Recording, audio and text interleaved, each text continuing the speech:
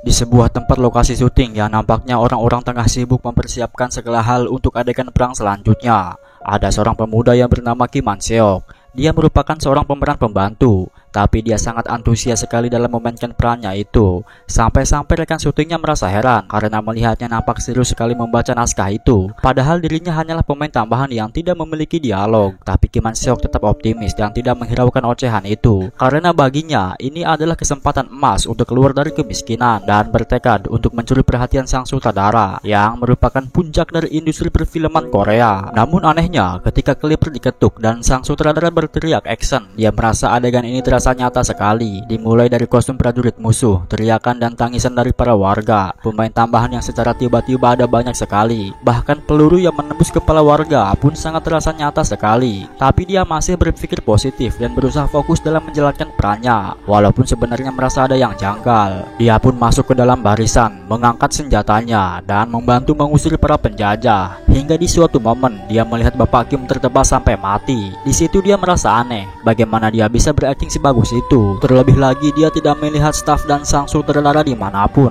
Padahal ini sudah saatnya akad. Tak peduli soal itu, akhirnya dia pun tergeletak di tanah karena memang seharusnya dia mati dalam adegan ini. Dan setelah membuka matanya, dia mendengar sorak-sorai kemenangan dari orang-orang di sekitar. Di situ dia berpikir sudah cut atau adegan syutingnya sudah selesai. Lantas dia pun membangunkan si Pak Tua Kim dan memberitahunya bahwa adegannya sudah selesai. Dan setelah ditegur beberapa kali, si Pak Tua itu tidak bangun-bangun. Alangkah terkejutnya dia bahwa ternyata si Pak Tua itu sudah mati. Sementara orang-orang terlarut dalam kemenangannya dan menginjak-injak tubuh para bajingan musuh yang tergeletak di tanah, Kim Man Seok hanya termenung dengan tubuh yang gemetar.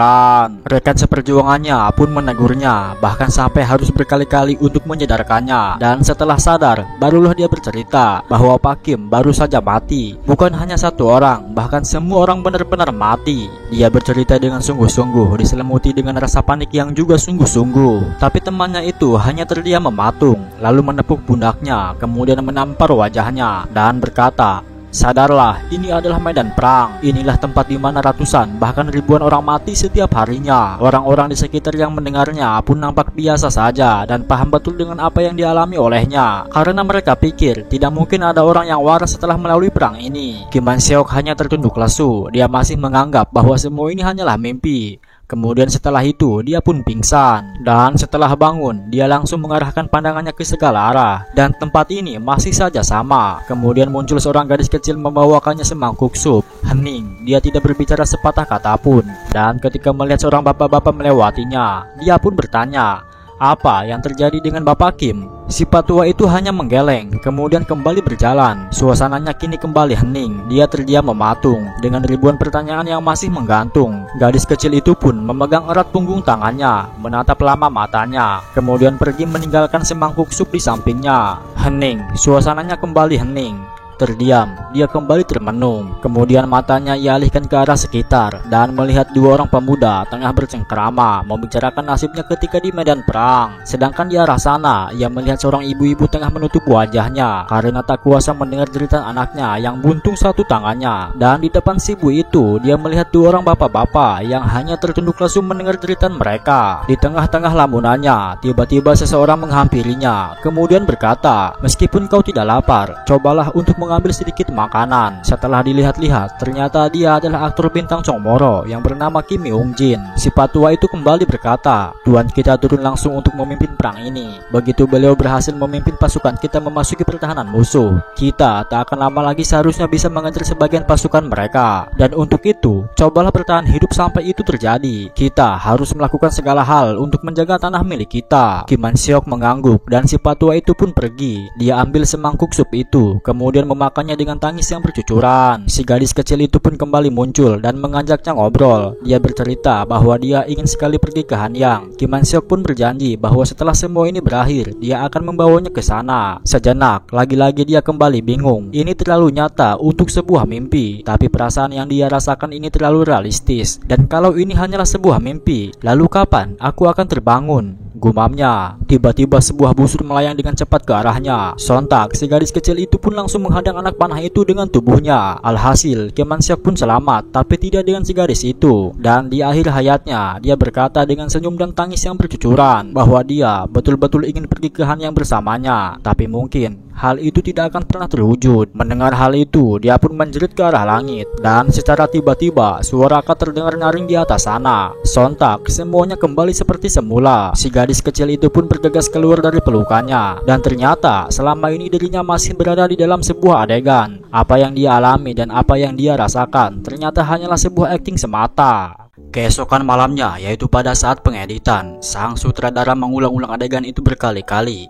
Kemudian setelah itu, dia termenung, lalu bertanya kepada si editor, "Siapa bocah ini?" sambil menunjuk ke layar kaca. Si editor menggeleng, dia tidak tahu persis siapa namanya. Tapi yang jelas, dia hanyalah pemeran pembantu. Sang sutradara kembali termenung. Dia hanya pemain tambahan, tapi bagaimana bisa dia berakting sinatural ini? Gumamnya. Sebenarnya ini adalah adegan yang tidak ada di dalam naskah. Jadi dia sedikit bingung dengan hal ini. Apakah dia harus menggunakannya atau tidak? Tapi masalahnya, adegan itu terlalu bagus untuk dibuang. Di sisi lain, Kim Man Seok juga nampak bingung. Dia masih bertanya-tanya tentang apa yang sebenarnya terjadi. Semua yang dia lalui itu terasa nyata untuk disebut sebagai mimpi. Tapi masalahnya, semua itu tidak masuk akal untuk sebuah kenyataan. Bingung dengan hal itu, akhirnya dia pun mencoba untuk mencari tahu di Google. Mulai dari kata kunci film menjadi kenyataan, aktivitas supranatural, delusi, dan lain-lain. Tapi semua kata kunci itu tidak bisa menjawab kebingungannya. Lelah memikirkan hal itu, akhirnya dia pun memilih untuk berangkat kerja.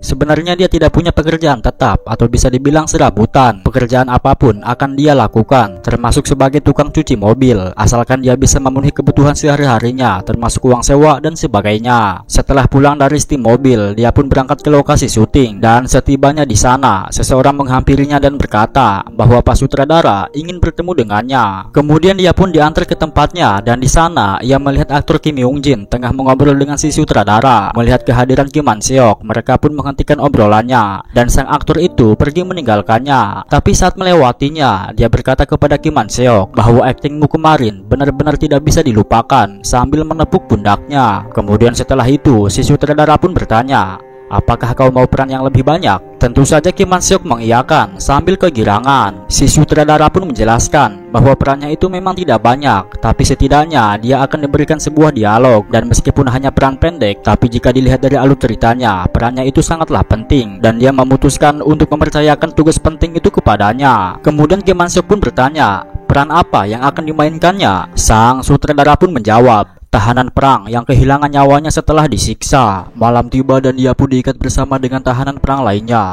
Sepanjang proses pengikatannya, dia terus-terusan menguatkan diri kalau ini hanyalah akting dan tidak bisa melewatkan kesempatan ini begitu saja. Dan ketika sang sutradara berteriak action, dia mulai masuk ke dalam adegan itu, yaitu sebuah dunia yang benar-benar nyata baginya. Seorang algojo pun memaksa mereka satu persatu untuk memberitahukan rahasia tentang jalan menuju ke Sanseong. Dan sesuai naskahnya, mereka semua menolak untuk membocorkannya dan lebih memilih untuk mati daripada mengkhianati bangsanya. Dan ketika golok si algojo itu memenggal salah satu kepala si tahanan perang, di situ Kim Man Seok mulai pucat pasi. Kepala yang tergeletak dengan darah yang berceceran di tanah terasa sangat nyata sekali baginya. Apalagi mengingat dirinya juga akan bernasib sama, membuatnya semakin menggigil ketakutan. Jeritan demi jeritan terdengar nyaring di telinganya. Dan sepanjang itu pula, dia terus-terusan bereaksi seperti sedang melihat pembunuhan secara nyata. Dan ketika gilirannya tiba, dia mengutuk si algojo itu secara membabi buta. Hingga pada akhirnya, si algojo pun mengacungkan goloknya tinggi-tinggi. Di momen ini, seolah-olah waktu berputar secara lambat. Ingatan tentang keluarga, nasib dirinya, dan hubungan dengan pacarnya bermunculan di situasi itu, seperti sudah akan mati betulan. Waktu kembali berputar dengan normal. Golok melesat dengan cepat dan kepalanya pun tergeletak di atas tanah. Sang sutradara pun berteriak cut. Sontak, semuanya tiba-tiba menjadi hening. Mereka semua terdiam mematung menyaksikan adegan itu, lalu bertepuk tangan secara tidak kompak. Mereka semua memuji habis-habisan aktingnya itu. Aktor sekelas Kim Young Jin pun terkagum-kagum dengannya. Bahkan di sana ada yang meragukan bahwa dia bukanlah seorang pemula karena saking naturalnya. Setelah tepuk tangan dan kekaguman mereka mereda, barulah di situ salah satu dari mereka menyadari bahwa ternyata ternyata Kim Man Seok pingsan. Lantas dia pun segera dilarikan ke rumah sakit. Setelah sadar, dia dijenguk oleh seorang aktor wanita yang cukup terkenal bernama Go Jo Yeon. Dia juga menyatakan kekagumannya, lalu pergi begitu saja setelah memberinya sekaleng kopi. Sang sutradara beserta Kim Young Jin juga ikut menjenguk. Setelah itu, hari-hari berjalan seperti biasanya. Dia kembali pergi ke lokasi syuting, kemudian pergi ke tempat steam mobil, hingga pada akhirnya proses pembuatan film pun selesai. Dan saat perilisan, seluruh pemain yang terlibat pun diundang untuk menonton film bersama. Film pun berputar dan para penonton nampak kagum sekali dengan akting Kim Man Seok saat di bagian adegan tahanan perang. Mereka memberikan reaksi positif, bahkan sampai ada yang bertanya-tanya,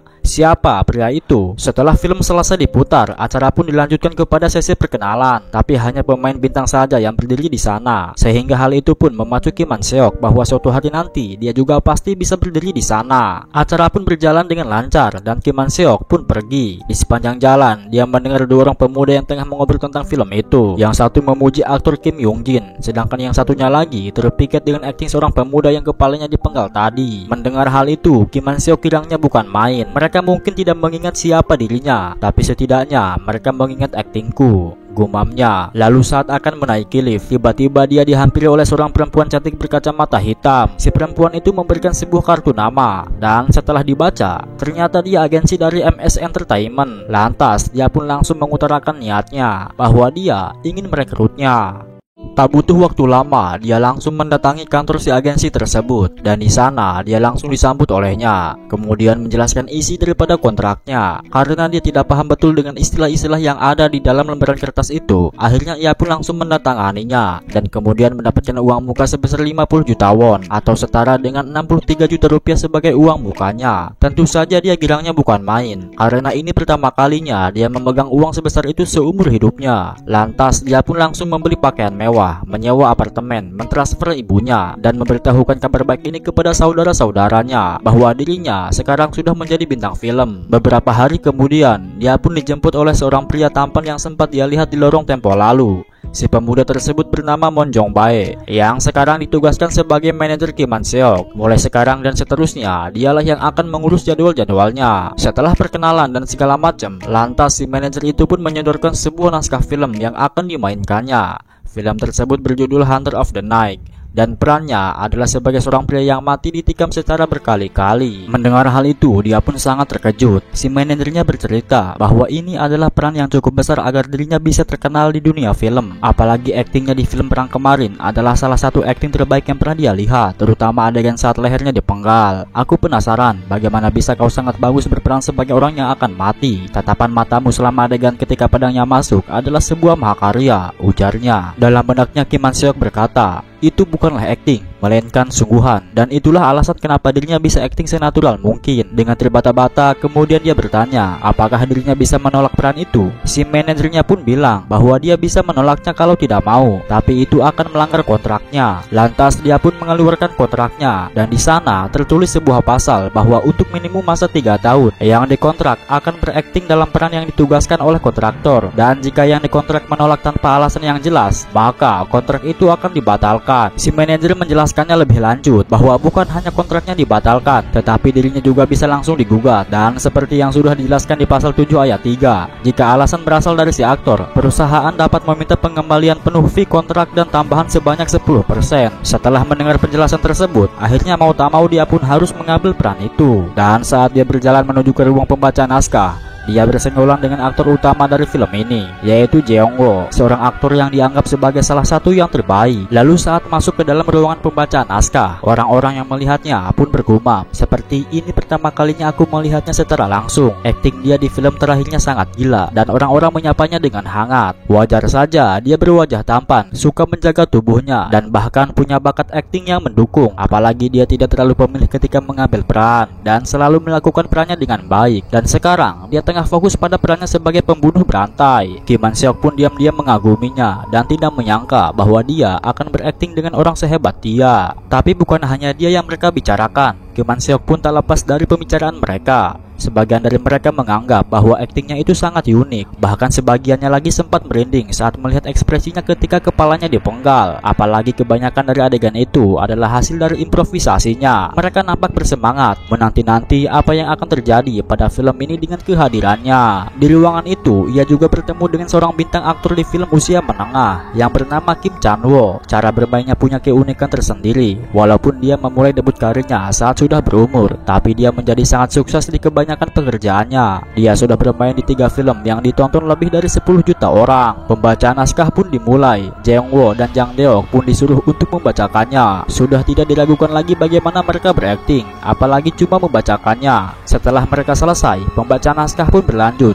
dan kini giliran Kim Man Seok yang membacakannya. Sontak, semua tatapan mengarah kepadanya. Ruangan itu terasa hening. Mereka semua nampak menanti-nanti dirinya. Sambil menelan ludah, akhirnya dia membaca lembaran kertas itu sesuai dengan teks yang tertulis di sana. Tidak ada ekspresi dan tidak ada gerakan-gerakan tertentu. Dia hanya sedang membacanya. Mereka pun ramai-ramai berkomentar, "Ini lebih buruk dari perkiraanku." Yang lainnya menimpali, "Iya, aktingnya sangat canggung," dan lain-lain. Si sutradara terdiam membisu, sedangkan si aktor tampan itu nampak tersenyum tipis, dan Kim Man Seok hanya tertunduk lesu.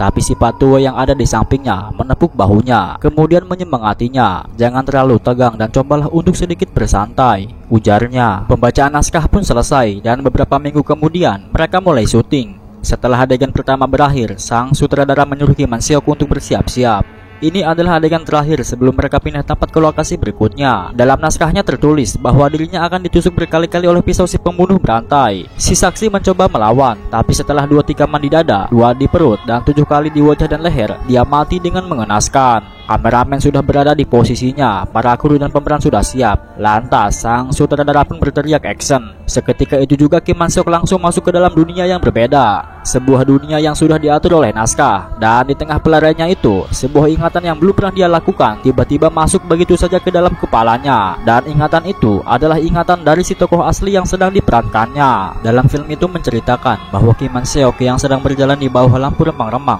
tiba-tiba melihat 2 orang pria yang sedang bertengkar di ujung gang. Dia pun mengintip, dan jika dilihat dari percakapannya, sepertinya mereka bersenggolan saat berjalan. Yang satu mengomel-ngomel dan yang satunya lagi melirik ke segala arah. Kemudian setelah dirasa aman, lantas si pria bertudung itu pun mengeluarkan sebilah pisau dan ditodongkannya ke depan. Terkejut dengan hal itu, pria yang ditodongnya pun tergagap-gagap meminta maaf. Walaupun sebenarnya dirinya tidak salah, tapi si pria bertopeng itu tak peduli dan langsung menusuknya secara brutal. Si saksi pun kaget dan mundur 1 langkah, tapi secara tidak sengaja dia malah menginjak sebotol kaleng, dan hal itu terdengar oleh si pelaku. Sontak, si saksi berlari dan si pelaku langsung mengejarnya. Kim Man Seok terus berlari hingga dirinya tiba di tengah kota. Dia pun melirik ke segala arah dan melihat sebuah tulisan-tulisan di gedung yang bertuliskan Daejeon. Bingung dengan hal itu, lantas ia pun bertanya kepada seorang gadis yang sedang melewati dirinya. "Tahun berapa sekarang?" tanyanya. Walaupun sedikit aneh dengan pertanyaannya, tapi kemudian si gadis itu pun mengeluarkan handphone di sakunya, dan di sana tertera tahun 1995 di layar menunya. Tiba-tiba saja Kim Man Seok jadi teringat dengan perkataan manajernya bahwa film Hunter of the Night ini ditulis berdasarkan kisah nyata. Kasus pembunuhan berantai ini terjadi di tahun 1995, dan kasus tersebut masih dinyatakan sebagai kasus yang tak terpecahkan, dan saat ini dirinya sedang berada di masa itu. Lagi-lagi ingatan dari si tokoh asli ini muncul secara mendadak. Di dalam bayangannya terlihat seorang wanita beserta anaknya yang tengah tersenyum lebar, dan mungkin itu adalah keluarganya. Berbekal ingatan dari si tokoh asli, lantas Kim Man Seok pun pergi ke rumah orang tersebut untuk memastikannya. Dan sesampainya di sana, benar saja istri dari si tokoh ini menyambut kepulangannya dengan hangat. Anaknya pun berlari menghampirinya dan memeluk kakinya, lalu mengajaknya jalan-jalan ke Expo pada hari Minggu nanti. Tak kuasa melihat hal itu, lantas ia pun meminta maaf dan pergi begitu saja. Dia nampak bingung dengan situasi ini. Situasinya nampak berbeda dari film yang terakhir dia mainkan. Film ini berdasarkan kisah nyata yang diambil dari kasus pembunuhan berantai. Tapi berdasarkan apa yang sedang terjadi, dirinya bukanlah sekedar aktor biasa, melainkan salah satu korban asli di dalam kasus itu. Tak tahu lagi harus kemana dan berbuat apa. Akhirnya ia memilih untuk pergi ke lokasi kemarin. Di sana ternyata sudah ada garis polisi beserta sketsa di mana tempat si korban itu mati. Dia menatap lama garis polisi tersebut, lalu secara tiba-tiba dia menyadari seseorang di belakangnya. Dan setelah dilihat, ternyata dia adalah si pembunuh kemarin. Kim Man Seok terdiam membeku dan si pelaku itu terus menatapnya sambil berjalan secara perlahan. Lalu saat Kim Man Seok berbalik, sontak si pembunuh itu berdiri dan menatapinya. Kemudian berkata, "Kau tahu siapa aku kan?" Dia terbata-bata, mundur secara perlahan, dan si pembunuh itu langsung mengeluarkan pisaunya. Kemudian menusuk perutnya berkali-kali, hingga ususnya menyembul keluar dari tempatnya. Dari arah sana, sang sutradara berteriakan. Seketika itu juga Kim Man Seok kembali ke dunia nyata, dan saat sudah kembali pun, dia masih saja berteriak meminta tolong, sehingga orang-orang pun menjadi heran dan beberapa kali menegurnya bahwa kita sudah selesai. Juga dalam istirahatnya, dia masih menggigil dengan kejadian tadi, seakan-akan dia masih bisa merasakan pisaunya ketika menusuk perutnya. Kemudian ia pun mengambil ponsel yang ada di sakunya, lalu mencari tahu tentang kasus pembunuhan berantai ini. Dia merasa bahwa semua yang dialami itu memang nyata. Lalu timbul sebuah pemikiran di dalam kepalanya, apakah si pelaku itu beneran nyata? Maksudnya benar-benar asli si pelaku, bukan si pemeran. Tiba-tiba seseorang menghampirinya dan bilang bahwa kita akan melakukan teks satu kali lagi, karena sang sutradara merasa bahwa aktingnya tidak buruk dan sudah cukup bagus. Akan tetapi suasananya sangat membosankan, sehingga dia pun meminta untuk mengulang adegan itu. Akhirnya mereka pun syuting kembali dan Kim Man Seok bertekad untuk membuka topeng dari si pelaku itu, untuk memastikan apakah wajah di balik topeng itu adalah si pelaku tersebut atau bukan. Karena dia berpikir kalau dunia ini nyata, berarti wajah si pelaku itu juga nyata. Tapi saat dia berhadapan dengan si pelaku itu, nyalinya tiba-tiba menciut. Bahkan dia sama sekali tidak bisa bergerak. Akhirnya dia pun mencoba untuk kabur dan berhasil ditangkap oleh si pelaku. Kemudian ditusuk lagi secara berkali-kali. Sang sutradara pun berteriakan dan lagi-lagi kurang puas dengan adegan tersebut. Alasannya sama, bukan karena aktingnya yang buruk, melainkan karena terlalu cepat mati. Lantas, ia pun menyuruh Kim Man Seok untuk mencoba bertahan hidup dengan lebih energik daripada langsung mati begitu saja. Dia ingin dirinya memperlihatkan keputusasaan dari seorang pria yang ingin kembali kepada keluarganya dan membuat si pelaku terlihat lebih jahat. Kim Man Seok mengerti dan adegan pun kembali diulang. Lalu ketika dirinya saling berhadapan dengan si pembunuh itu lagi, ia pun mencoba mengulur waktu dengan mengajaknya berbicara. Tapi yang dia katakan malah semakin membuatnya ingin membunuhnya.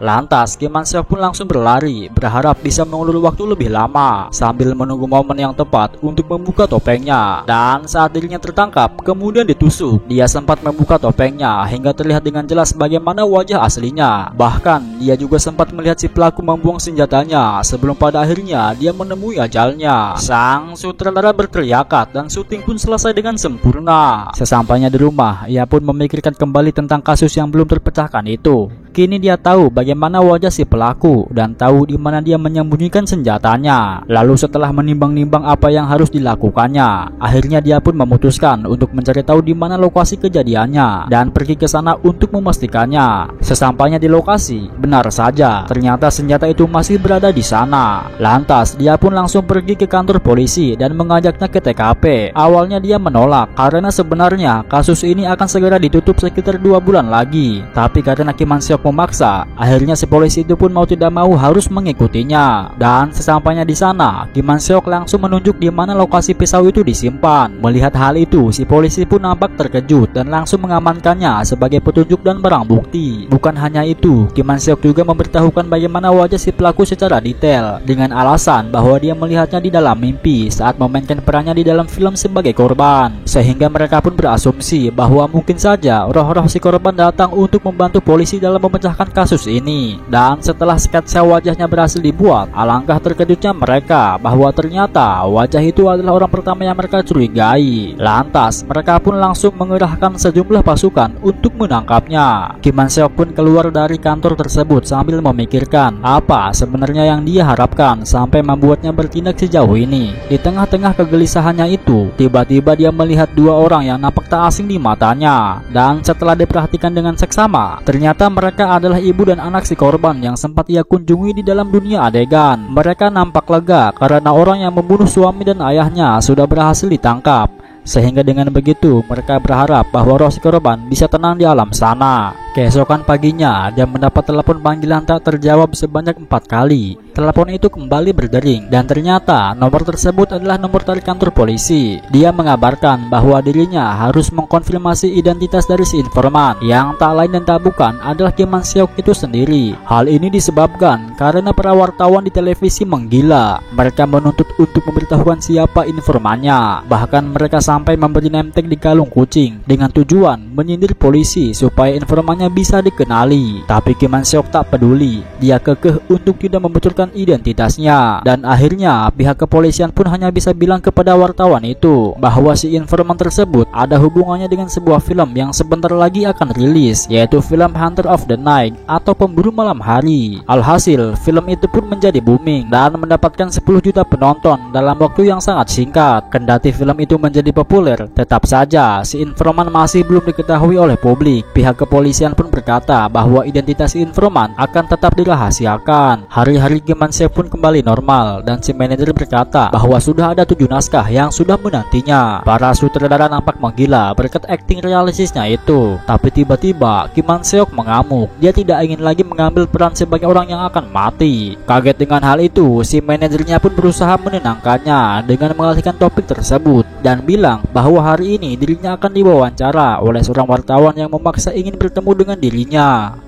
Setelah selesai diwawancara, lantas ia pun pergi ke acara selanjutnya, yaitu menemui kepala departemen untuk menentukan film yang akan dimainkan berikutnya. Sesampainya di sana, ia bertemu dengan seorang aktor ternama yang juga merupakan kartu as perusahaan ini. Dia bernama Song Hana. Dia terlihat pendiam dan seperti tidak peduli dengan sekitarnya. Kehadiran Kim Man Seok pun tak ia hiraukan meski mereka sedang berduaan di dalam lift. Diam-diam dirinya menatap si gadis itu dan melihat judul naskah yang sedang dibacanya, yaitu Gadis Sungai Seine, sebuah judul film yang sepertinya akan dia perankan nanti. Saat lift itu sudah sampai pada tujuannya, dia pun langsung disambut oleh si wanita berkacamata yang nampaknya sudah lama menunggunya di depan pintu. Bukan untuk menunggu Kim Man Seok, melainkan untuk menyambut si wanita itu. Ketika si wanita berkacamata itu menyadari kehadiran Kim Man Seok, lantas ia pun memperkenalkan dirinya kepada si aktor cuek itu. Dan sesuai dugaan, si gadis itu nampak tak peduli dan pergi begitu saja. Bahkan si wanita berkacamata itu menyuruh Kim Man Seok untuk menunggu sebentar sampai pertemuannya selesai dan langsung mengejar si gadis jutek itu. Dalam hati Kim Man Seok bergumam, si aktor wanita itu sepertinya sangat luar biasa, sampai-sampai si kepala departemen harus menjilatinya. Setelah sekian lama menunggu, akhirnya mereka pun selesai dan Kim Man Seok langsung disuruh untuk masuk. Percakapan diawali oleh permintaan maaf dan basa-basi, lalu menuju ke topik inti. 7 naskah sudah ada di hadapannya dan mereka semua adalah dari perusahaan ternama dan para sutradara yang menginginkan peran atau akting dirinya.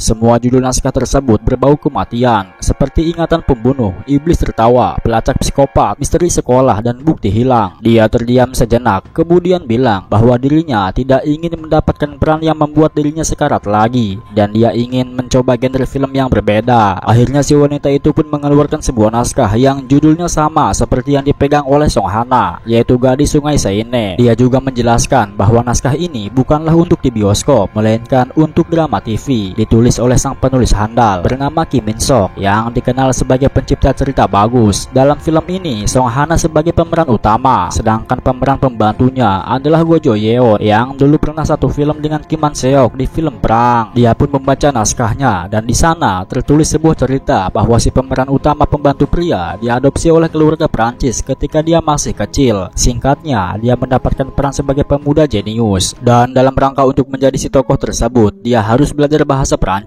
karena konsep ceritanya adalah dia diadopsi ketika kecil dan setidaknya dia harus terdengar seperti penduduk asli, dan kalau tetap tidak bisa, paling-paling akan didabing. Selain belajar bahasa Perancis, dia juga menyempatkan diri untuk les menggambar. Walaupun mereka bilang akan ada seseorang untuk menggantikannya menggambar, tapi dia berpikir setidaknya harus mengetahui dasar-dasarnya. Selama sebulan penuh dia belajar kedua hal tersebut, hingga tak terasa jadwal syutingnya pun tiba, tapi pelafalan bahasa Perancisnya masih terasa aneh dan skill menggambarnya pun jauh dari kata bagus. Sesampainya di lokasi syuting, si penulis naskah pun sampai mengomelinya bahwa ketika dia mendengar bahasa Perancisnya masih belepotan saat di pembacaan naskah tempo lalu, dia merasa kecewa. Bahkan dia mengancam akan memotong perannya kalau tidak segera meningkatkan bahasa Perancisnya. Beruntung, kemarahan si penulis teralihkan ketika melihat Song Hana dari arah sana, dan selang beberapa waktu, adegan pertama pun dimulai. Ceritanya ini adalah adegan pembuka antara Kim Man Seok dan Song Hana. Hana yang sedang berjalan ke satu arah, sedangkan Go Jo Yeon berjalan ke arah yang berlawanan. Sang sutradara berteriak action, dan seperti biasa Kim Man Seok langsung masuk ke dalam dunia film tersebut. Tapi yang uniknya adalah tiba-tiba dia bisa bahasa Perancis dengan lancar, yang padahal sebelumnya saja dia sangat kesusahan. Bukan hanya itu, dia juga tiba-tiba bisa menggambar dengan sangat bagus, bahkan setingkat master. Dan setelah dia selesai menggambar si gadis cilik itu, seorang wanita cantik pun muncul di belakangnya yang juga ingin digambar olehnya. Sesuai dengan naskahnya, mereka sedikit berdialog, kemudian Kim Man Seok mulai menggambarnya. Dan setelah Go Jo Yeon melewati mereka, sang sutradara pun bilang cut. Mereka berkerumun dan nampak takjub melihat gambarnya. Si penulis juga nampak puas dan memujinya. Dia tak percaya bahwa akting, gambar, dan bahasa Perancisnya sangatlah luar biasa. Dia juga berkata akan menambah waktu layarnya. Selain itu, dia juga bertanya apakah dirinya bisa bermain piano, karena di dalam cerita ayah pengadopsinya merupakan seorang artis dan ibunya seorang pianis, sehingga akan lebih real jika dia juga bisa memainkan piano. Melihat sang penulis nampak memiliki ekspektasi besar terhadapnya, lantas ia pun mengiyakan, bilang bahwa dia juga bisa memainkan piano karena toh dia juga dalam sekejap bisa menggambar. Kemungkinan besar dia juga bisa memainkannya entah bagaimana, gumamnya. Di belakangnya ternyata Song Hana diam-diam menatapi dirinya, kemudian setelah itu pergi begitu saja. Go Jo Yeon juga nampak kagum terhadapnya, bahkan menganggap bahwa dirinya merupakan seorang aktor jenius. Dia terlihat seperti orang yang berbeda begitu syuting dimulai. Setelah adegan di lokasi ini berakhir, mereka pun terbang ke Paris untuk melakukan adegan syuting berikutnya. Di dalam pesawat, dia ditawari minum oleh seorang pramugari dalam bahasa Perancis, dan Kim Man Seok pun menolaknya dalam bahasa Perancis, dan itu membuatnya tersadar bahwa ternyata dia juga bisa menggunakan kemampuan dari aktingnya di kehidupan nyata. Lalu timbul sebuah pertanyaan, apakah dirinya juga bisa memiliki kemampuan lain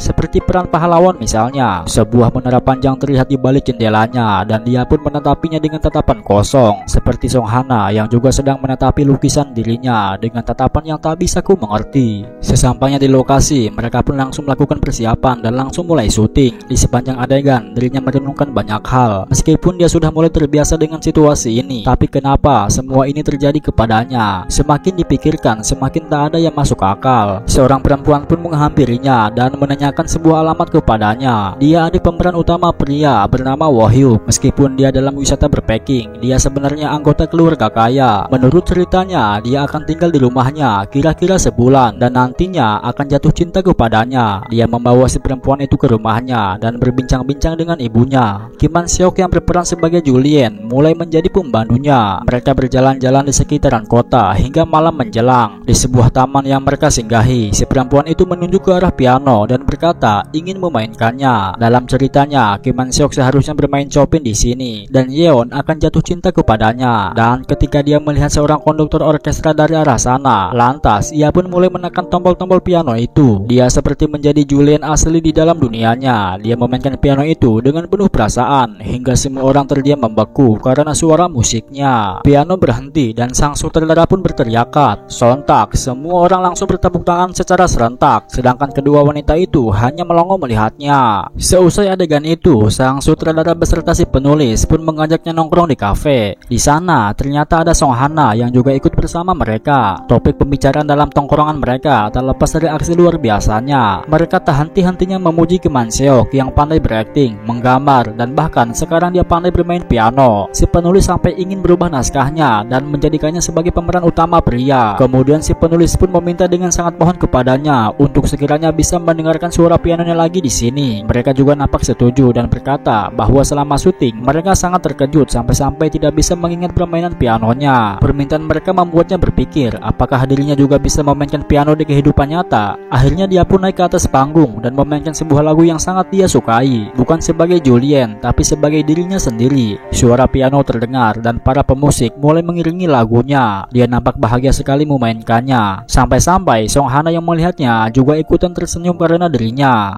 Aksi di panggungnya itu diam-diam mereka rekam dan suatu hari nanti akan menjadi viral di media sosial. Saat di lokasi syuting, Song Hana nampak terdiam melamun sambil memikirkan permainan piano Kim Man Seok semalam. Lalu tiba-tiba dia meminta tolong kepada manajernya untuk membawakan 2 gelas kopi kepadanya. Dan setelah 2 gelas kopi itu tiba, dia berniat memberikannya kepada Kim Man Seok. Namun niatnya itu ia urungkan setelah melihat Go Jo Yeon sudah mendahuluinya yang juga membawakan Kim Man Seok segelas minuman. Di sisi lain, seorang aktor pria lainnya sudah tiba. Si penulis pun menyambutnya dan memperkenalkan aktor baru yang bernama Kim Man Seok itu kepadanya. Si penulis pun bercerita kalau dia merupakan seorang aktor yang luar biasa. Dia bisa bermain piano, bisa menggambar, dan aktingnya juga luar biasa. Si pria yang baru datang itu pun sempat meremehkannya. Dia boleh saja bisa bermain piano dan bisa menggambar, tapi bahasa Perancis lebih dibutuhkan di dalam kota ini. Tapi setelah dia melihat bahwa Kim Man Seok juga jago bahasa Perancis, dia jadi tidak bisa mengelak lagi. Syuting terus berjalan dan Kim Man Seok sudah terbiasa dengan kehidupannya sebagai Julien. Meskipun pada awalnya dia bingung dengan identitasnya sendiri, dia bahkan sempat berpikir kalau lebih baik baginya tetap hidup seperti ini. Waktu yang telah dia habiskan di sini telah menjadi kenangan penting dalam hidupnya. 1 bulan di Prancis terasa seperti 1 tahun di dunia film. Di dalam cerita film, Go Jo Yeon yang mencintai Julien memaksanya untuk melupakan Song Hana. Song Hana pun lebih memilih si lelaki itu ketimbang dirinya. Dan setelah itu, syuting di lokasi Prancis pun selesai. Kini dia kembali ke dunia nyata, tapi suasananya masih terasa seperti di dalam dunia cerita. Go Jo Yeon yang terus melekat kepadanya, sedangkan Song Hana yang juga diam-diam terus memikirkannya. Sudah seperti kisah cinta segitiga. Mereka pun akhirnya pulang ke negaranya, dan sesampainya di bandara, Kim Man Seok yang sedang digandeng oleh Go Jo Yeon difoto oleh para wartawan. Dan beberapa hari kemudian, foto mereka berdua viral di media sosial. Kim Man Seok sendiri baru mengetahuinya setelah manajernya memberi kabar tersebut. Judul artikel tersebut bertuliskan, "Kekasih Sungai Seine, pasangan baru di dalam proses syuting." Kemudian ada lagi judul berita, "Drama terkenal, Kekasih Sungai Seine telah menjadi sorotan setelah seorang idol yang sedang menjadi artis, Go Jo Yeon, dan aktor baru."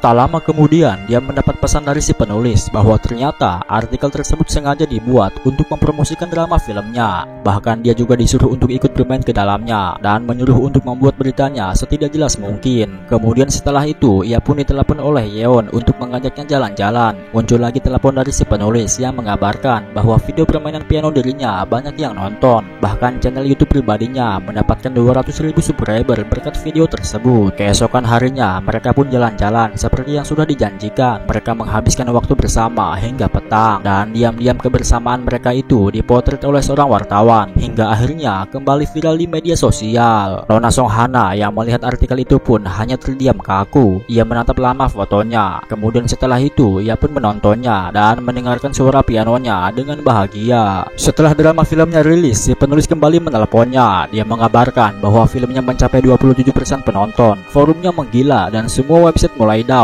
Itu semua terjadi karena dirinya. Dia juga mendapat telepon dari manajernya kalau ada 2 acara talkshow populer yang ingin mengundang dirinya. Tapi karena dia tidak suka talkshow, akhirnya ia pun menolak tawaran tersebut. Di sisi lain, Nona Song Hana yang juga sedang menonton televisi tiba-tiba kepikiran dengan dirinya dan hendak mengirimkan pesan kepadanya. Tapi pesannya itu kembali ia hapus dan merebahkan tubuhnya ke sofa sambil bertanya-tanya, apa yang sebenarnya terjadi kepada diriku. Keesokan harinya, Kim Man Seok dipanggil ke kantor. Si kepala departemen itu bercerita kalau drama KBC dan Studio Bell ingin merekrutnya sebagai pemeran utama pria. Cheo juga setuju dan berkata kalau melodrama sangat cocok untuk dirinya. Tapi Kim Man Seok membantah, dia ingin bermain di film daripada di drama. Alasannya sederhana, karena dia lebih suka film daripada drama. Akhirnya mereka pun mengeluarkan 2 naskah film. Yang pertama berjudul Rooftop Sword, merupakan karya baru yang disutradarai oleh Lee Jong Gil, bergenre fantasi blockbuster yang sudah dikonfirmasi dan dibiayai oleh Netflix, dan ini merupakan komik webtoon terkenal yang saat ini sedang digarap. Rencananya film ini akan ditayangkan di 16 negara. Sedangkan judul film yang kedua adalah Ruthless Detective yang merupakan karya dari Lee Chan Yong. Dia adalah supervisor naskah untuk Hangzhou Castle yang dulu pernah diperankan oleh Kim Man Seok di film perang. Si Cheo tidak setuju jika Kim Man Seok memerankan film tersebut karena menurutnya filmnya terlalu beresiko dan judul film yang pertama lebih menjanjikan, ujarnya. Tapi Kim Man Seok tidak setuju dan lebih memilih judul film yang kedua, dan hal itu membuat si Cheo diam-diam membenci dirinya. Saat ditanya oleh manajernya kenapa dirinya memilih film tersebut dan membuat si Cheo marah, jawabannya karena sutradara di film tersebut adalah orang yang dia percaya. Beliau juga pernah mengajarinya saat masih bermain sebagai peran tambahan. Keesokan harinya, Kim Man Seok pun menghadiri pesta untuk merayakan suksesnya film drama yang ia perankan, sekaligus sebagai acara syukuran atas rampungnya drama ini. Beberapa hari kemudian, para pemeran drama tersebut pun dikontrak untuk membuat sebuah iklan minuman.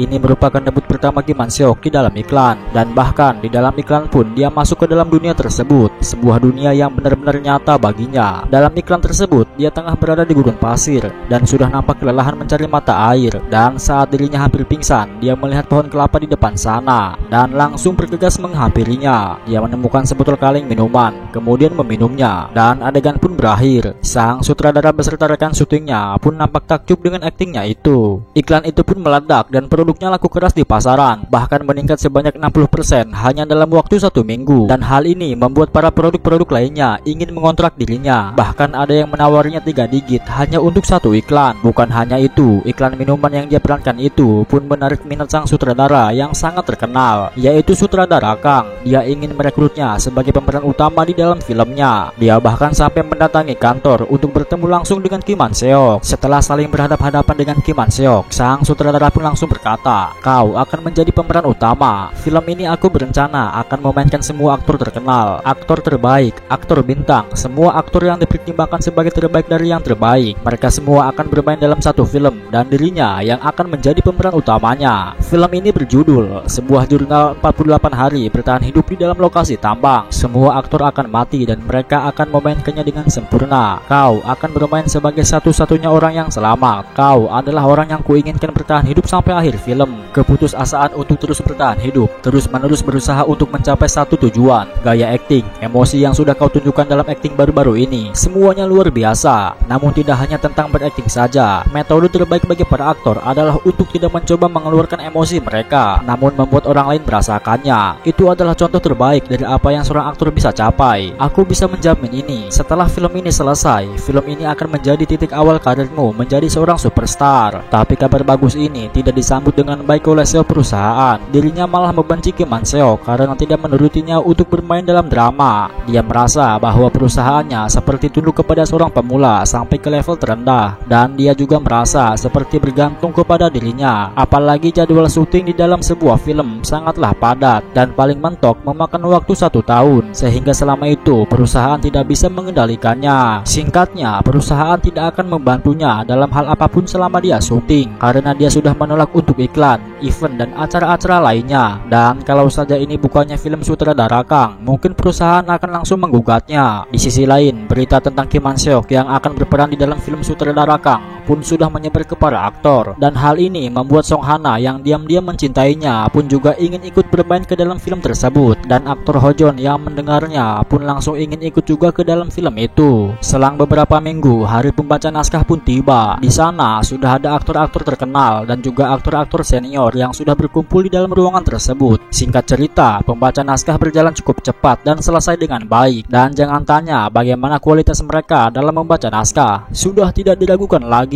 Dan syuting pertama film ini pun tiba. Adegan pertama Kim Man Seok adalah bersama Song Kang. Adegan pertamanya sangat pendek. Dalam naskahnya, mereka cuma akan berjalan keluar dari jalan masuk tambang, tapi tiba-tiba seseorang memanggil dan berkata bahwa jadwal syuting berubah. Hal ini disebabkan karena aktor Kang Son dan aktor Kim Young Jin ada masalah pada mobilnya saat sedang menuju ke sini, sehingga untuk adegan itu pun ditunda dan mereka akan syuting untuk adegan lainnya, yaitu sebuah adegan ciuman bersama Nona Song Hana.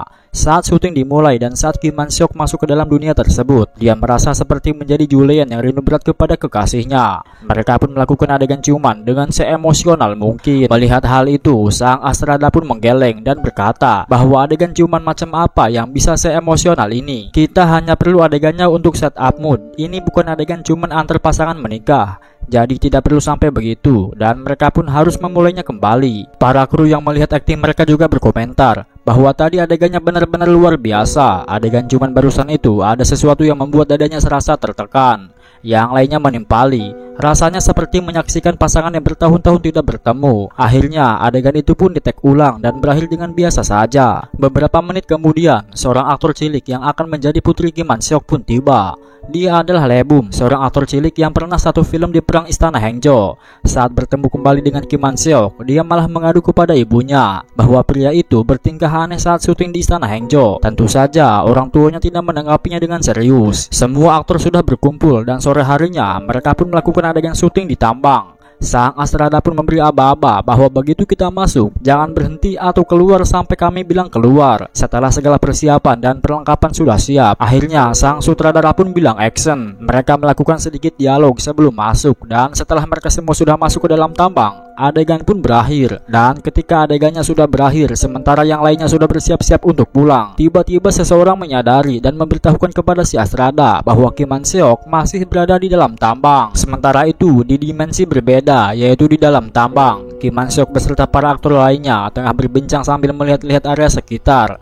Tapi tiba-tiba dia mendengar suara retakan yang entah di mana sumbernya. Penasaran dengan hal itu, lantas ia pun bertanya kepada yang lainnya, "Apakah kau mendengar suara barusan?" Ujarnya. Tapi rekannya menggeleng dan hal itu membuatnya gelisah. "Kita masih di dalam film kan? Tapi kenapa situasinya bukan seperti di dalam film?" gumamnya. Setelah dipikir-pikir, tadi dirinya mendengar suara kat di luar dan dia masih berada di dunia yang sama, tidak seperti yang sebelum-sebelumnya. Belum habis kebingungannya, tiba-tiba dia dikejutkan dengan hidupnya semua lampu yang ada di tambang, disusul dengan bergetarnya semua atap gua. Seketika itu juga mereka berlari untuk menghindari reruntuhan di atas kepala mereka. Mereka berlari dan terus berlari sampai pada akhirnya Kim Man Seok tertimpa oleh batu di punggungnya. Dan sialnya, tiang penyangga di belakangnya retak dan pecahannya menancap di pahanya. Dia pun menjerit kesakitan dan langsung dipapah oleh rekannya. Mereka berjalan cukup jauh sebelum pada akhirnya bangunan itu runtuh seketika dan mereka terpental cukup jauh oleh hembusannya. Tiba-tiba Kim Man Seok menggeliat karena kesulitan untuk bernafas. Dia pun kembali dipapah ke pojokan untuk kemudian mencabut serpihan yang tertancap di pahanya dan membalutnya dengan handuk. Setelah itu, mereka kembali berjalan menuju pintu keluar, dan saat mereka sedang beristirahat, tiba-tiba segerombolan tikus berlari ke arah mereka. Nampaknya para tikus itu mencium aroma darah segar dari lukanya. Rekannya pun berusaha menghadang para tikus itu dengan kampak beliung. Tetapi setelah merasa bahwa dirinya tak mampu menghentikannya, lantas ia pun melarikan diri dengan alasan memanggil bantuan. Sontak, Kim Man Seok pun digerayangi oleh para tikus itu sambil menggigit-gigit seluruh tubuhnya. Di sisi lain, sang Astrada beserta satu temannya pun masuk ke dalam tambang dan menemukan bahwa Kim Man Seok ternyata tengah berdiam diri mematung. Mereka pun menegurnya dan sangat terkejut dengan tatapan matanya. Akhirnya dia pun dibawa ke rumah sakit oleh mereka, dan sesampainya di sana, sang dokter mengatakan bahwa dia sama sekali tidak mempunyai penyakit.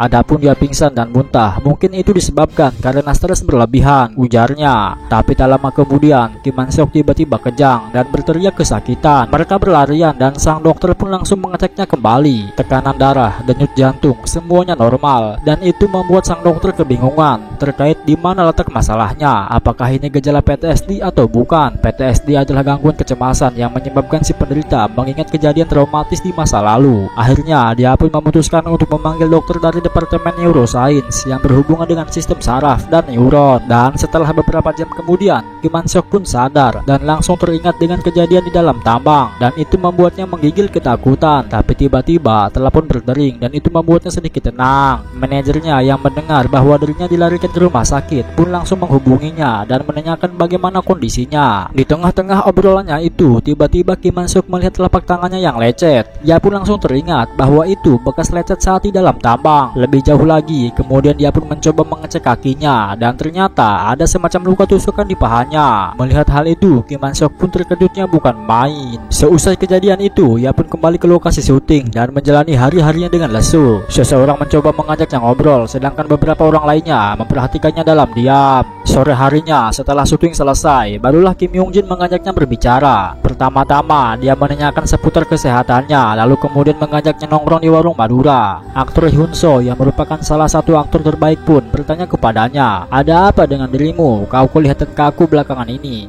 "Aku tidak bilang kau berpura-pura sombong, tapi aku merasa ada aura tegang di sekitarmu. Aku paham ini sulit, tapi menurutku kau mendapat pemeran utama bukan karena tanpa alasan.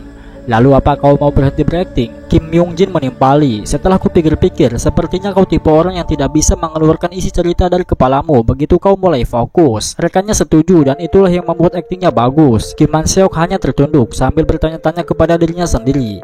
"Bagiku, berakting itu apa? Apakah sebuah metode?" ujarnya. Dia jadi teringat dengan ucapan sutradara Kang bahwa metode asli akting bukanlah mengekspresikan emosi pemeran, melainkan membuat orang lain merasakan emosi itu. Apa yang beliau inginkan adalah ekspresi versi asli seseorang setelah selamat dari semua kejadian sampai akhir. Perenungannya itu ia bawa ke rumah sambil menatap luka-luka di sekujur tubuhnya. Kali ini ia benar-benar merasa takut mati beneran di dalam film. Hojon yang terlihat sombong dan angkuh tapi sebenarnya diam-diam menaruh rasa peduli kepada Kim Man Seok pun datang ke kamarnya untuk menghiburnya. Walaupun dia sendiri dalam keadaan mabuk dan malah jadi merepotkan dirinya, tapi setidaknya dia sudah peduli dan berusaha memberinya motivasi. Tiba-tiba muncul Bahana di belakangnya dan mengajaknya jalan-jalan. Mereka jalan-jalan keluar, sementara Hojon mereka tempatkan di kamar Kim Man Seok. Mereka makan malam di salah satu warung sederhana dan berfoto dengan seorang pemilik warung yang ternyata ngefans berat dengan Song Hana. Setelah makan malam, mereka pun berbincang-bincang sambil menikmati udara malam. Melihat Song Hana yang nampak kedinginan, Kim Man Seok pun hendak memeluknya, tapi niatnya itu ia urungkan karena takut menyinggung perasaannya, yang padahal Bahana juga sangat mengharapkannya. Di suatu momen, Song Hana menanyakan tentang kondisinya yang belakangan ini terlihat lelah, kemudian memberikan sebuah tips bagaimana dirinya berlatih akting. Song Hana mengatakan bahwa saat dirinya berlatih, dia melihat dirinya di pantulan cermin. Dengan begitu, dia bisa lebih jelas melihat wajahnya, dan cara ini juga sedikit membantu pengucapannya, karena dengan cara ini membuatnya tegang, seolah-olah ada orang lain yang menontonnya.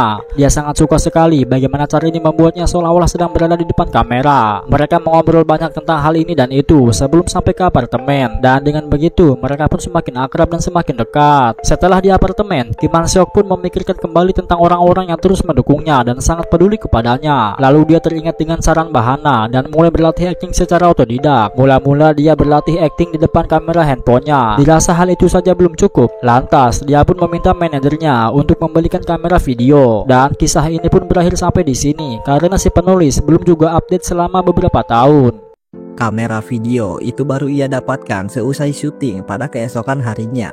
Dan setelah pertemuan dengan manajernya itu, tiba-tiba ia mendapat telepon dari Juyeon yang katanya ingin mengajak makan siang bersama. Dan di sisi lain, Song Hana yang pulang syutingnya belakangan pun secara tidak sengaja melihat Kim Man Seok di pinggir jalan, yang kemudian menghampirinya. Juyeon yang baru tiba kemudian melabraknya, dan terjadilah percekcokan halus di antara kedua wanita itu. Sementara itu, Kim Man Seok hanya terdiam mematung, tidak tahu harus bagaimana caranya menangani situasi ini. Mereka bertiga pun akhirnya ke apartemen Kim Man Seok. Song Hana yang sebelumnya tahu bahwa dirinya ingin melatih skill aktingnya, kemudian berinisiatif untuk melatihnya. Mendengar hal itu, Juyeon juga tak ingin kalah. Ia secara sukarela langsung menawarkan diri untuk melatihnya. Dan dengan menggunakan kamera video yang baru ia dapatkan, mereka bertiga pun pada akhirnya latihan akting bersama.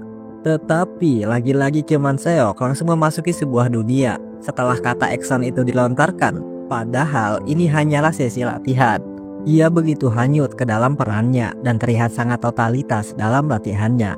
Song Hana yang menjadi pasangannya dalam adegan itu pun merasa sangat terintimidasi. Ia seperti bertanya-tanya bagaimana caranya Kim Man Seok bisa begitu tenggelam pada aktingnya. Padahal ini cuma pembacaan naskah, apalagi dia tidak melihat naskahnya dan bahkan tidak bertatap mata dengannya, yang menunjukkan bahwa ini bukan hanya sekadar latihan membaca, tetapi akting yang sebenarnya. Semakin lama mereka berlatih, semakin tenggelam Kim Man Seok ke dalam adegannya. Ia bahkan sampai memasuki tambang yang membuatnya tetap merasa takut itu.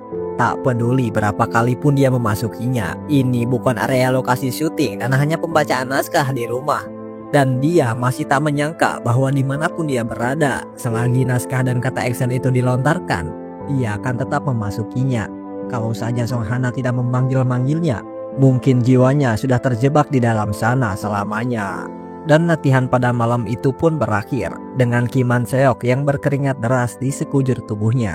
Tetapi latihan ini bukan tanpa hasil. Rekan sesama aktornya merasa bahwa skill Kim Man Seok sangat meningkat pada hari syuting berikutnya. Terutama sang sutradara yang menggarap film ini juga menyadari bahwa ada peningkatan dalam perannya dan sangat memujinya. Semua pemeran yang terlibat kemudian melakukan pemotretan bersama yang menandai berakhirnya syuting film berjudul Shaft ini secara resmi. Disusul dengan artikel-artikel dengan berbagai judul di halaman utama yang langsung membanjiri media sosial. Para pemeran yang membintangi sebuah film biasanya akan mengunjungi sebuah acara talk show untuk mempromosikan filmnya. Tetapi berbeda dengan ketiga aktor ini, mereka memilih cara yang sedikit fun dengan menjadi bintang tamu di sebuah program hiburan bernama The Great Challenge on the Year. sebuah acara yang menantang para bintang tamu untuk melakukan sesuatu yang sedikit sporty dan ekstrim. Dan kali ini tantangannya adalah mengarungi ombak sejauh 30 meter sambil berdiri dengan kedua kaki di atas papan selancar. Mereka dipandu dan diajari oleh seorang peselancar profesional terkait dasar-dasarnya. Dan kebanyakan bintang tamu akan kikuk atau gagal pada tantangan ini karena dilatih selama beberapa menit saja tidak akan cukup untuk melewati ombak setinggi itu. Tetapi berbeda dengan Kim Man Seok, begitu kata action diteriakkan, ia memasuki sebuah dunia adegan dan dengan lancar berselancar seperti seorang profesional sampai-sampai membuat mereka terkejut melihatnya. Waktu berlalu dan tanggal jatuh pada hari penayangan film perdana. Bioskop sesak dipenuhi para reporter, kritikus, dan CEO agensi tempat Kim Man Seok bernaung. Mereka begitu terhanyut ke dalam adegan itu, terutama adegan yang diperankan Kim Man Seok. Banyak yang tercengang dan ada juga yang menangis karena terharu. Begitu film ini berakhir, para reporter langsung menyerbu Kim Man Seok dengan berbagai macam pertanyaan. Sang CEO agensi yang dulunya menentang keputusan Kim Man Seok pun hanya mematung melihat dirinya dari kejauhan. Hanya dengan menontonnya saja, dia bisa tahu bahwa film ini akan sukses. Dan benar saja, kantor terlihat begitu sibuk pada keesokan paginya karena menerima berbagai macam panggilan dan tawaran yang menginginkan Kim Man Seok tampil. Berbagai tim dari berbagai divisi terlihat mondar-mandir dengan kertas-kertas yang berserakan di mana saja. Sang kepala produksi dari film program acara tantangan bahkan sampai menelpon ketua tim secara pribadi karena takut kehilangan Kim Man Seok. Tanpa basa-basi, dia langsung mengatakan bahwa dia ingin menjadikan Kim Man Seok sebagai bintang tamu tetap dalam acara programnya. Dan hal ini membuat si ketua tim tertawa terbahak-bahak karena kegirangan.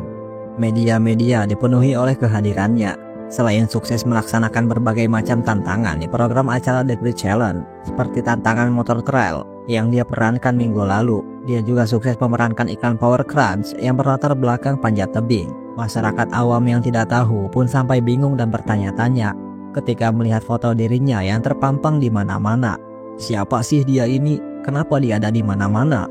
Orang-orang yang sudah tahu pun menjelaskannya bahwa dia adalah aktor serba bisa yang saat ini sedang hits. Film yang dia perankan tempo lalu laris manis dan mencetak rekor 10 juta penonton. Artikel-artikel dengan berbagai macam judul dan spekulasi juga bertebaran di mana-mana. Dan hebatnya, dia menjadi rising star hanya dalam 1 bulan. Kesuksesannya tak sampai di situ.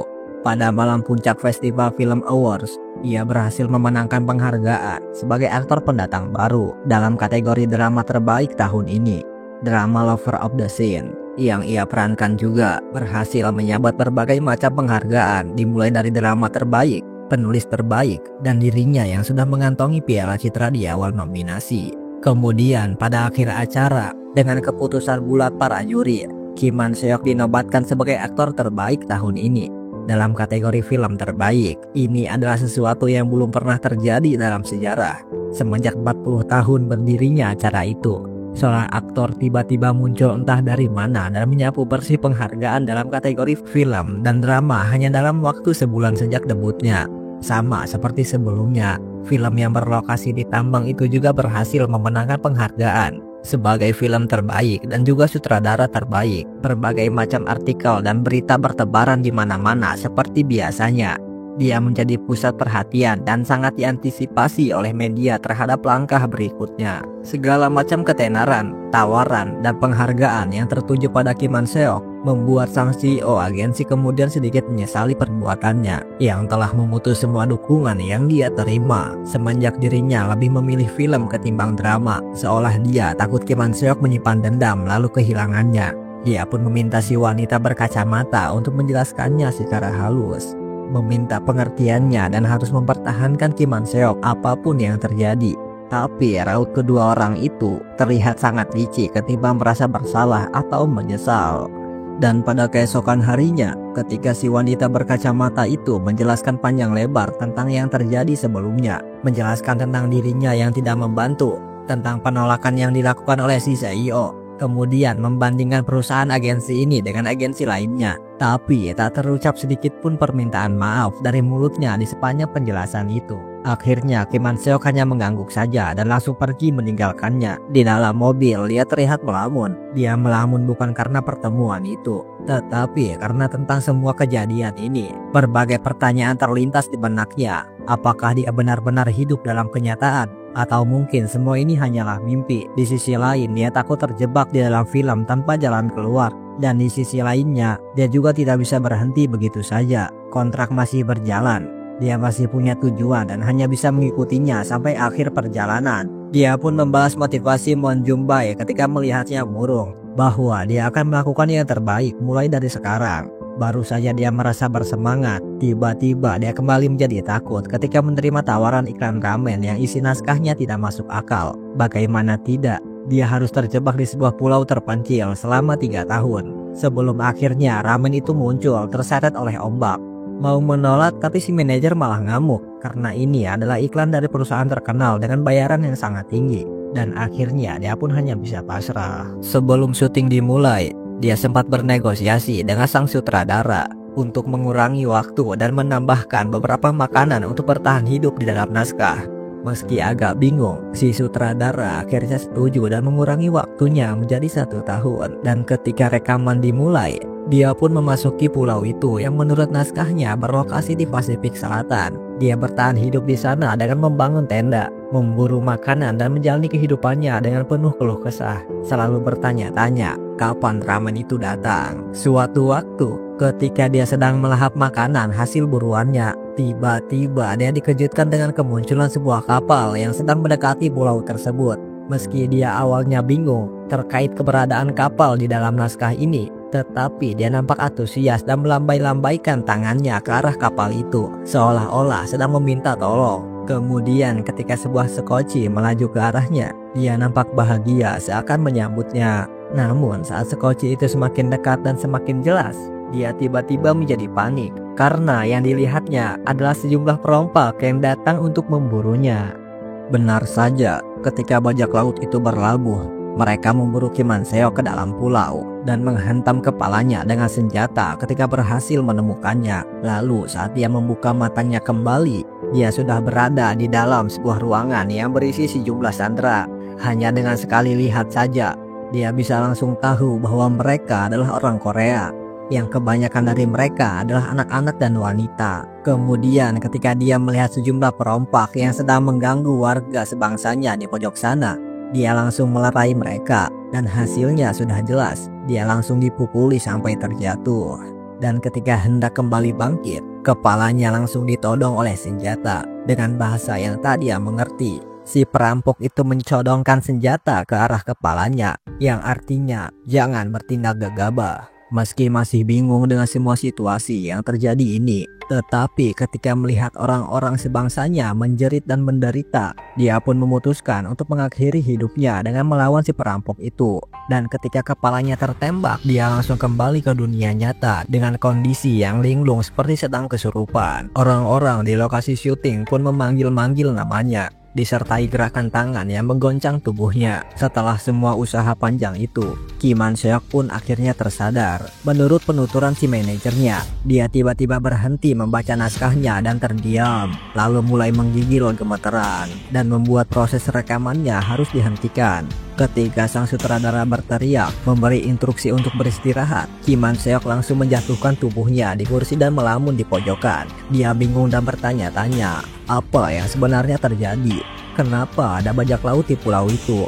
Bukankah para sandera itu terlihat begitu nyata? Apakah mungkin latarnya berdasarkan kejadian nyata di masa lalu? Tak satu pun pertanyaan itu yang bisa dijawabnya. Dia hanya bisa bingung memikirkannya. Si manajer pun menghampirinya dan menanyakan tentang kondisinya. Tentu saja Kim Man Seok tak bisa menjelaskannya. Dia hanya bisa berkata, mungkin sedikit kecapean, dan semuanya akan baik-baik saja setelah beristirahat. Si manajer yang merasa bersalah atas kondisinya pun berniat keluar untuk membeli apapun yang bisa membuatnya lebih baik. Melihat hal itu, Kim Man Seok pun sekalian nitip untuk membelikan makanan dan minuman kesukaannya. Dan secara tiba-tiba, semua orang di lokasi syuting mendapatkan sebuah notifikasi darurat yang isinya adalah tentang sebuah kapal tur yang dirampok oleh sekelompok bajak laut. Bulan lalu, dikabarkan kapal pembawa warga Korea itu berangkat dari Perancis menuju ke Mesir, tapi tiba-tiba hilang kontak di tengah jalan. Melihat hal itu, Kim Man Seok terkejutnya bukan main.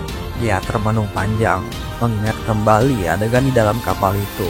Seolah kembali bertanya, apakah mereka adalah para sandera yang dikabarkan menghilang? Jika memang benar, bagaimana mungkin sebuah dunia naskah bisa terhubung ke dalam dunia nyata? Apa yang harus dilakukannya ketika kembali ke dalam kapal itu? Dia bingung, terlihat seperti linglung. Sampai-sampai si manajernya merasa jengkel melihat kondisinya. Berkali-kali dia bertanya, berkali-kali pula dia menjawab seadanya. Ada apa sebenarnya? Campuran rasa khawatir dan jengkel melanda dirinya. Akhirnya syuting pun kembali dimulai. Di sepanjang itu, Kim Man Seok menekankan dirinya bahwa dia pernah mengalami hal yang lebih menegangkan dan menyakitkan lebih daripada ini. Dia pernah ditikam berkali-kali, menderita di dalam tambang, dan setidaknya dia tidak akan merasakan sakit jika ditembak oleh si perampok itu. Dan saat si sutradara meneriakkan kata action, seketika itu juga Kim Man Seok kembali ke kapal. Seluruh ruangan terlihat kosong. Dia menyusup dengan hati-hati menghindari kontak mata dengan para penjaga. Kemudian menemukan sebuah tangga kecil yang terhubung dengan pintu luar kapal. Ketika dia mengintipnya di balik kaca, dia melihat sejumlah sandera yang diikat tangannya, diikat pula matanya, dan di atas kepala mereka terlihat sebuah nama kapal yang ada di berita, yaitu Starion 21. Ini menunjukkan bahwa kapal ini benar-benar yang tertulis di berita, dan secara tidak langsung dirinya sekarang berada di antara Eropa dan Mesir. Meski panik, dia berusaha menahannya dan tetap melanjutkan menontonnya. Dengan menyeret seorang sandera ke depan kamera, si perampok itu berkata seolah-olah murka. Dia seperti ingin menunjukkan kepada mereka bahwa dia sedang tidak main-main. Uang tebusannya terlambat dibayarkan, dan karena dia juga sudah habis kesabaran, maka sebagai balasannya dia membunuh sandera itu tepat di depan kamera. Kim Man Seok sudah tidak bisa lagi menahan keterkejutannya, sampai-sampai suara teriakan lolos dari mulutnya. Dan para penjaga yang mendengar teriakan itu pun kemudian menemukannya, yang pada akhirnya dia kembali mati di tangan mereka. Sama seperti kejadian sebelumnya, dia membaca naskah, terdiam, lalu menggigil gemeteran dengan si manajer yang kembali mengguncang-guncang tubuhnya. Tapi kali ini, setelah beberapa saat dirinya tersadar, dia tiba-tiba pingsan.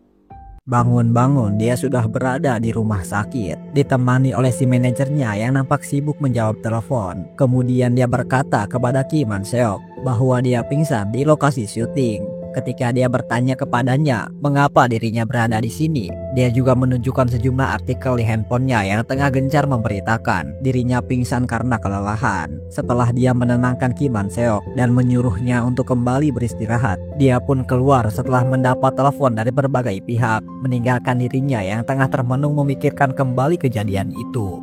5 menit kemudian, akhirnya Kim Man Seok pun memutuskan untuk keluar dari ruangan itu dan pergi menuju telepon umum. Setelah terhubung dengan nomor panggilan darurat, dia pun menceritakan semua detail tentang pembajakan kapal itu kepada customer service. Dimulai dari lokasi kapal itu berada, jumlah si perampok, lokasi para sandera dikurung, dan terbunuhnya salah satu dari mereka.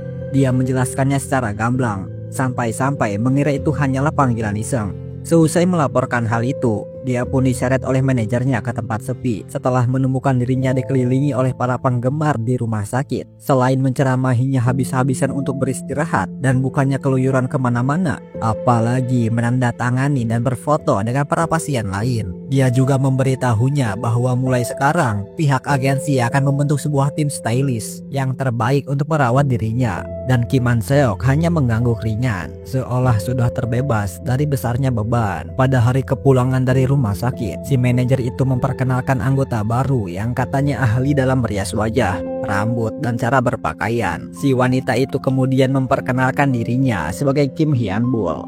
Setelah dipikir-pikir, Kim Man Seok merasa tak asing dengannya. Dia seperti seseorang yang pernah ditemui dalam dunia naskah tempo dulu. Kendati demikian, dia tidak menunjukkan kebingungannya. Si manajer kemudian bertanya tentang kondisi tubuhnya dan bertanya apakah harus membatalkan iklan ramen itu. Setelah memastikan jawabannya, lalu dia pun mengingatkan bahwa setelah iklan itu selesai, dirinya harus kembali syuting film yang sudah ditentukan, yaitu sebuah film berjudul Rano Menderwat dengan genre zombie. Mendengar hal itu, dia langsung berkeringat dingin dan rasanya ingin kembali ke rumah sakit. Di sisi lain, para pejabat tinggi terlihat sedang rapat darurat. Mereka berhasil menemukan identitas para sandera dan berhasil mengonfirmasi jumlahnya. Tapi masalahnya, mereka kesulitan dalam melacak lokasi si perampok dan gagal menggali informasi tentang mereka.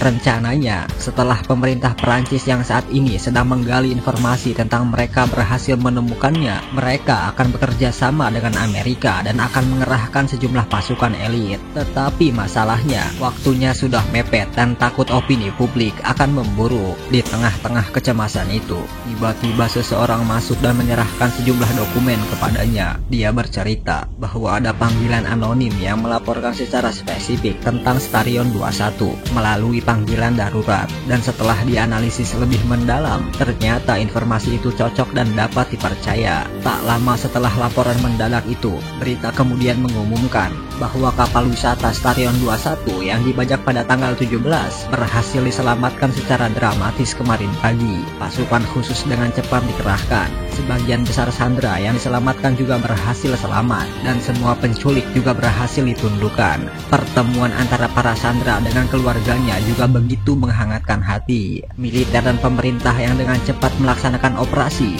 juga menerima pujian dari seluruh dunia.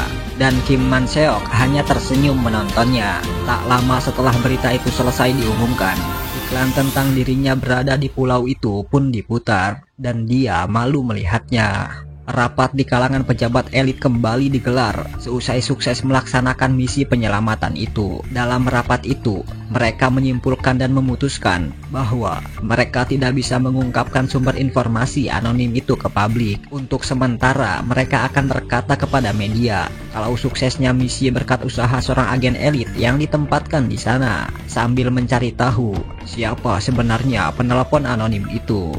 Sementara orang yang dibicarakannya itu sedang melakukan pembacaan naskah publik untuk film yang akan diperankannya, yaitu sebuah film zombie yang berjudul Rano Menderwat, yang juga merupakan proyek ketiga yang diperankan dirinya bersama Song Hana. Pembacaan naskah itu baru selesai pada pukul 9 malam. Si manajer dan si penata riasnya nampak prihatin ketika melihat dirinya tengah melamun di sepanjang perjalanan. Seluruh wajahnya bermandikan keringat, seolah-olah dia sedang lelah atau sakit, yang padahal dia merasa ngeri ketika mengingat kembali dirinya melawan sekumpulan zombie itu. Entah untuk keberapa kalinya, Mon Jung-bae mengingatkan Kim Man Seok untuk beristirahat. Bahkan dia sampai tak mengalihkan pandangannya hanya untuk memastikan bahwa Kim Man Seok benar-benar masuk ke dalam apartemennya. Ketika dia sudah memastikannya dan hendak beranjak pergi, tiba-tiba Kim Han-byul berkata kalau dia akan turun di sini. Kim Man Seok yang sedang menuju ke kamarnya sambil bertelepon dengan Song Hana yang entah kenapa sekarang sangat aktif mengonteknya, pun harus dikejutkan dengan kemunculan Kim Han-byul di ujung lorong. Dia berkata ingin mengobrol sebentar dengannya di tempat yang sepi. Seketika seluruh tubuhnya merinding ketika mendengar dua kata kunci itu, malam dan sepi. Sambil berusaha tetap tegar dan setelah menutup percakapannya dengan Song Hana di telepon, dia pun membawanya ke taman gedung. Kim Han-byul bertanya kepadanya sambil membuka kaleng bir yang diberikan olehnya, "Apa kau sebenarnya menikmati berakting?" Kim Man Seok pun mengiyakan. Dia senang saat berakting dan sangat menikmatinya berkali-kali. Si gadis itu kembali berkata, "Ketika aku melihatmu berakting, kau seperti hidup dalam kehidupan sesungguhnya di dalam film. Terasa nyata dan sangat berbeda." Kim Man Seok tergagap mendengarnya, dan yang lebih membuatnya gugup adalah ketika si gadis ini kembali berkata, "Bagaimana caranya kau bisa memasuki dunia film?" Dia membiarkan pertanyaan itu mengambang di udara dan meninggalkan Kim Man Seok yang tengah mematung di kegelapan malam. Sambil menjauh dia bergumam, "Bagaimana bisa kau memasuki duniaku?" Di bawah langit senja yang berlumuran darah, kota-kota berdiri dalam kesunyian yang memilukan. Gedung-gedung pencakar langit yang dulu megah kini saling bersandar, menjadi saksi bisu kehancuran. Jalanan yang dulu ramai, kini dipenuhi puing dan kehancuran. Di kejauhan, seorang pria terlihat berlari sendirian. Dia terengah-engah di tengah luasnya dunia. Matanya liar, menatap sekeliling kota yang hancur. Di ujung penglihatannya, tiba-tiba ia melihat seorang gadis kecil tengah menangis sambil memeluk erat bonekanya yang lusuh.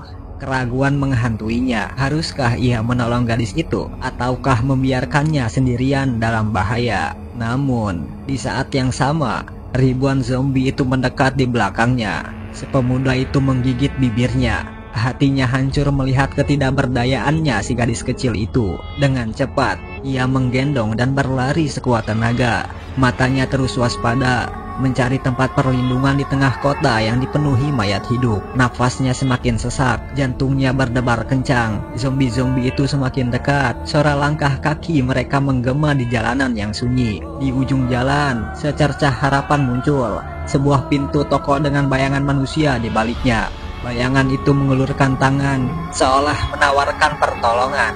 Pria itu berlari sekuat tenaga, ingin meraih uluran tangan itu. Namun, ketika ia semakin dekat, bayangan itu berubah menjadi sosok zombie yang mengerikan. Seketika ia tersontak mundur, menghindari cengkraman maut zombie itu. Dan tiba-tiba, gadis kecil yang ada di dalam pelukannya menggigit bahunya. Ternyata, gadis kecil itu juga telah berubah menjadi zombie. Ia pun jadi putus asa, tidak ada lagi jalan untuk melarikan diri. Zombie-zombie itu telah mengepungnya, siap untuk melahapnya hidup-hidup. Dengan sisa tenaga yang ada, ia berteriak, mengulurkan tangannya ke langit, berharap ada keajaiban yang datang. Kim Man Seok terbangun dari mimpi buruknya dengan teriakan yang memekakan telinga. Tubuhnya basah oleh keringat, dadanya berdebar kencang. Ia mencengkram selimutnya erat-erat, mencoba menenangkan diri dari kengerian yang baru saja ia alami. Mimpi itu terasa begitu nyata, sampai-sampai membuatnya trauma dan ketakutan. Akting Kim Man Seok benar-benar memukau. Film zombie yang dibintanginya sukses besar, meraih 3 juta penonton hanya dalam waktu 2 minggu, dan melonjak menjadi 7 juta penonton dalam waktu 1 bulan. Pujian demi pujian membanjiri aktor muda ini,